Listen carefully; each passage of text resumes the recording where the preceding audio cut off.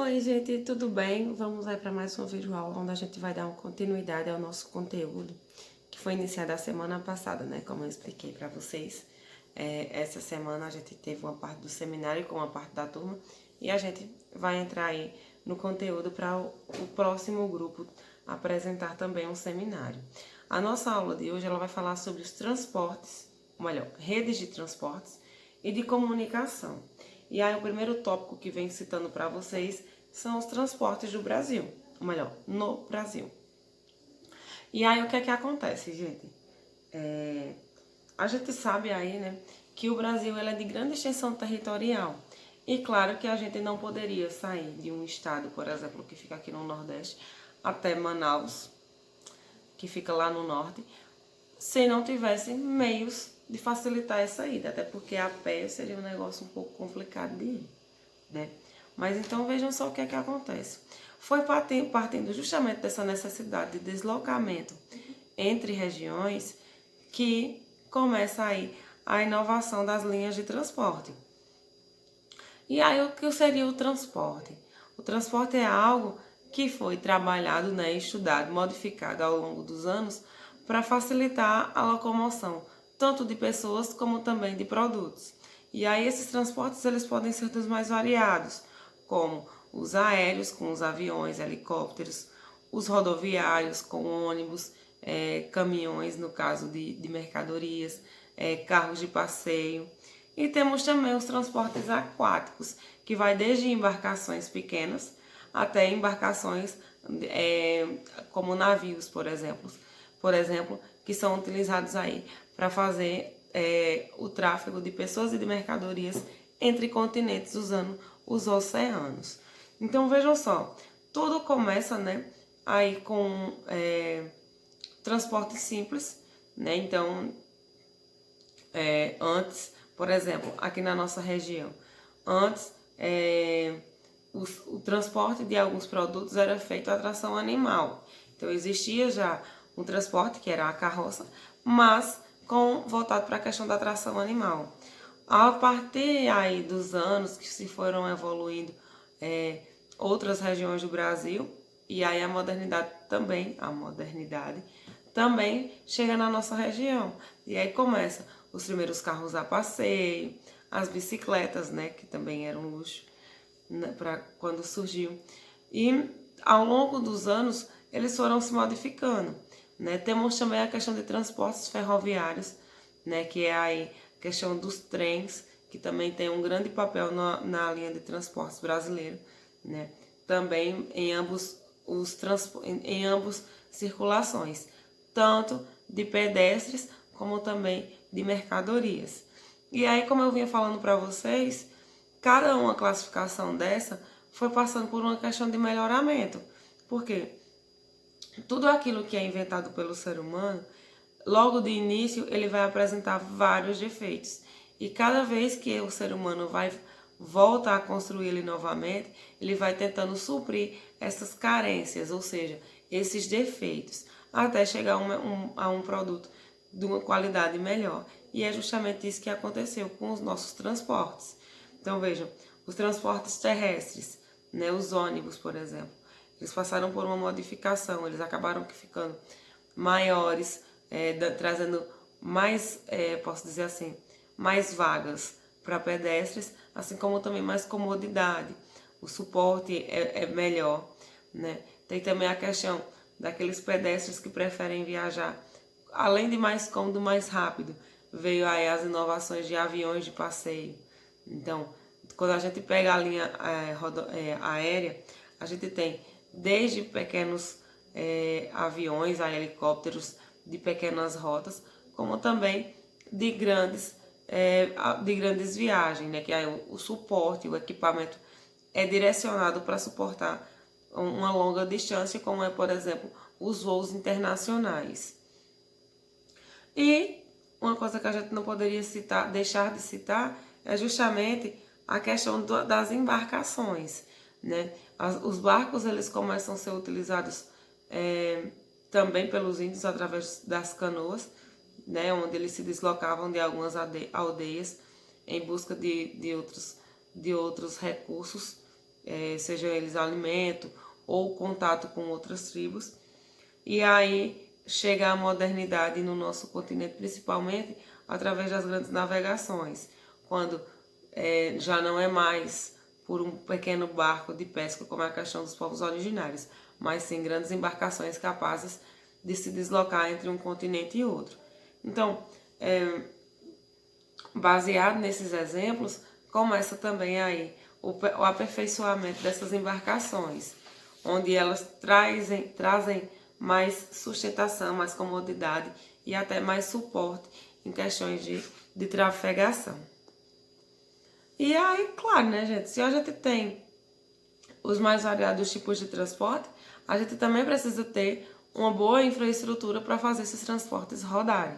Então, começa no melhoramento dos transportes e, consequentemente, essa melhoria vai exigir o quê? Boas condições para fazerem os percursos que são traçados. Então, para isso vem o quê? Melhorias de rodoviárias, maiores conexões também, questões de aeroportos. Aeroportos começam a ter mais especificidades, mais exigências para poderem estar funcionando aí com segurança, né? Os portos também. Então, tipo, todas as faixas que são, como é que eu posso dizer? Que são portas de entrada e de saída desses transportes, eles também passam por melhoramento. E aí, nisso, o sistema de segurança brasileiro bate em cima. Claro, a gente sabe que não é um sistema perfeito, que não existem rodovias perfeitas aí em todo o Brasil, que sempre vai existir uma que deixa a desejar em questões de manutenção. Mas a segurança, principalmente em questão de aeroportos, ela é colocada como um dos principais meios para que um aeroporto funcione, devido ao grande fluxo de pessoas que circulam em aeronaves, sejam internamente no Brasil ou que voem também para outros países, em outros continentes até, né? E aí essa linha de transporte vem o quê? Os transportes rodoviários, né? E aí essa questão das rodovias, ela começa aí sendo um dos maiores fluxos de transporte do Brasil e que até hoje ainda são. As pessoas de baixa renda, por exemplo, que não têm condições de fazer uma viagem aérea, que tem o seu valor mais alto, elas ainda recorrem aí para as linhas rodoviárias. O sistema rodoviário também funciona através de empresas. As empresas de turismo também acabam que também contratando empresas para fazer algumas viagens, excursões, por exemplo. Né? A gente, na nossa própria escola mesmo, quando chega aí nas épocas dos nossos passeios culturais, a gente recorre aos transportes rodoviários. Né? E aí, claro que vale ser dito que tem de vários tamanhos, que dê para atender em várias situações. E aí, as rodovias brasileiras podem ser federais, estaduais ou municipais. As federais ligam estados e são classificadas de acordo com o Plano Nacional de Aviação em rodovias radiais, né, que são as que começam na capital federal e seguem em direção aos pontos extremos do território, além da sigla BR.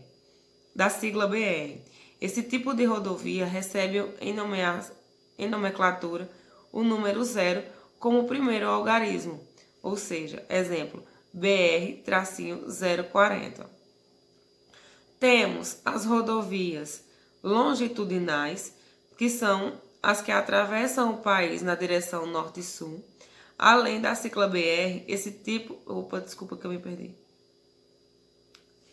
Norte e sul. Além da cicla BR, esse tipo de rodovia recebe essa nomenclatura, o número 1, como o primeiro algarismo. Então, por exemplo, as rodovias longitudinais vão ficar representadas da seguinte forma: BR-1 seguido de outro número. E aí no exemplo do livro de vocês está 153. As rodovias transversais, que são as que atravessam o país em direção leste-oeste. Além da sigla BR, esse tipo de rodovia recebe a nomenclatura, o número 2, como o primeiro algarismo, como por exemplo, BR-277. Temos também as rodovias diagonais, que são as que podem apresentar dois modos de orientação, norte e sudeste ou noroeste e sudeste. Além da cicla BR, esse tipo de rodovia recebe em nomenclatura o número 3 como o primeiro algarismo, por exemplo, BR-364. E por fim, as rodovias de ligação, que são rodovias que seguem em qualquer direção, geralmente interligando rodovias federais ou pelo menos uma rodovia federal a cidades e fronteiras internacionais. Além da sigla BR, essas rodovias recebem essa nomenclatura com o número 4 como o primeiro algarismo, por exemplo, BR-410. E aí, no próprio livro de vocês, na página 169, vem trazendo um planisfério sobre o mapa rodoviário, né? Com a última versão aí de 2017, né? Para vocês entenderem como essa circulação, essa navegação de BR-0, BR-1, 2 até o algarismo, até o número 4 como algarismo. Os transportes ferroviários, né, começam aí entre 1870 e 1920 com a predominância dos trens. Esses trens, eles tanto eram transportes de carga como também de pedestre, né? Era um dos meios mais rápidos de fazer a circulação, as rotas até então. E aí, esse sistema rodoviário, ele começa a ter uma substituição quando os trens começam a ficarem no acostamento, pode-se dizer assim, né? Diante outras renovações nos transportes, e começa a ter aí uma interação municipal e intermunicipal, quando começa a utilização dos trens-balas ou então dos chamados metrôs. As grandes cidades, como São Paulo, Rio de Janeiro, já tem esse sistema de substituição do trem por metrô, que fazem tanto interligam bairros do mesmo município, como também vão para municípios, se estendem para municípios vizinhos. Dando continuidade, temos também os transportes hidroviários. E aí uma coisa que é interessante ser dita. Os transportes hidroviários, eles podem ser feitos tanto em água doce, né, onde também usa, claro, esse transporte ele é feito nas regiões que consistem aí a presença de maiores bacias hidrográficas ou mesmo de rios que possa favorecer essa trafegação, assim como também eles podem ser, como eu disse antes, marítimos.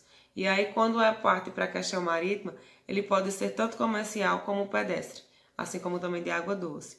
Porém, os de trafegações marítimas, eles têm uma potência maior para levarem cargas maiores a longas distâncias, como é o caso, por exemplo, uma mercadoria que chega ou que sai do Brasil para o continente africano ou europeu através desse sistema de navegação. Então, a gente tem aí portos espalhados por algumas regiões do Brasil que favorecem o uso desse transporte. E por fim, temos os transportes aéreos, que como eu disse logo lá no início, temos de várias escalas, ou melhor, de vários tamanhos, desde aeronaves de passeio até mesmo com cargas maiores que ficam aí fazendo uma circulação, tanto nacional como também internacional, de pedestres e também de mercadorias. E aí é importante ser dito, né, que cada situação, né, cada viagem, por exemplo, tem uma potência diferente. Então, os aviões que fazem viagens nacionais, eles têm uma demanda, eles têm uma certa quilometragem a serem atingidos e eles não podem passar disso. Diferente de aviões que fazem grandes distâncias para outros países ou outros países em outros continentes, né? Tudo isso se passa por um processo de adequação dessas máquinas, né? Seja ele o transporte rodoviário, ferroviário, ou aquático ou aéreo. E aí, né, como ponto final da nossa aula, a gente tem a comunicação. E aí essa comunicação, como a gente já vem discutindo aí no início, desde o início do nosso vídeo, a gente tem as redes de transportes que facilitam esse processo de comunicação. Seja com fluxos de pessoas, fluxos de mercadorias, a gente está diretamente interligados a outros espaços através das nossas ações, através do sistema de comunicação. E isso ganha maior intensidade quando esses meios de comunicação começam a ganhar outros caminhos, né? Começam a se aprimorar. Então hoje a gente tem redes de satélites que nos permitem nos comunicar com pessoas que estão do outro lado do planeta nesse momento, né? Através, por exemplo, da internet. A gente está trabalhando, né? A gente está estudando nesse período de pandemia também utilizando os meios de comunicação. Então, os meios de comunicação, eles também começam a ir com uma baixa demanda, né? Mas que passando os anos e com as melhorias que foram tendo, né, aí ao longo dos anos, tudo acabou que facilitando muito o sistema de comunicação. Uma coisa que é importante ser dita, não é que aconteceu um melhoramento desse sistema e ele vai chegar de forma igual para toda a sociedade. Isso a gente já sabe que não vai. A gente sempre vai saber que vai ter uns que vão ser mais priorizados do que outros, o que causa aí a questão da desigualdade social, certo? Então, por fim, para a nossa explicação, a gente encerra aqui. Para a atividade da semana, a gente tem da página 178 a 179, né? E temos as indicações de leitura. Durante a leitura ou a realização da atividade, se surgir alguma dúvida, vocês me procurem, tá certo?